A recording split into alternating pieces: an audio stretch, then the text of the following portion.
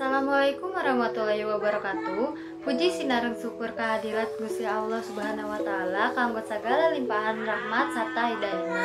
Tepangkeun wasta abdi Riana Nur Sofia ti kelas 11 MIPA 3. Dina kesempatan ieu abdi bade nepikeun biantara ngeunaan kasetaraan gender anu dikutip ti biantara Emma Watson dina PBB. Abdi wegel ngeunaan feminisme beuki abdi nyadar yen memperjuangkeun hak-hak wanoja sering teuing barobah kaayaan identik kalawan kebencian ka salaki. Mun aya hiji anu abdi terang, tangtos eta kedah dieureunkeun.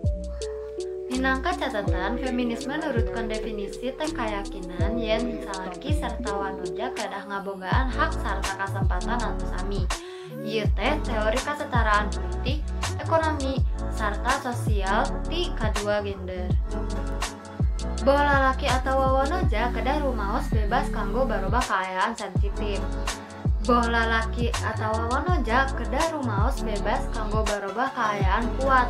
Atos waktuna urang sadaya melong gender dina spektrum sanes minangka dua pakakas ideal anu palimpang.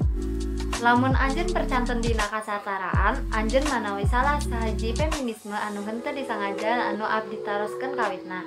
Sarta kanggo ieu abdi muji anjeun. Rupana sakitu dikapihatur hapunten. Segala rupi kalepatan sareng kakiranganana hatur nuhun. Wassalamualaikum warahmatullahi wabarakatuh.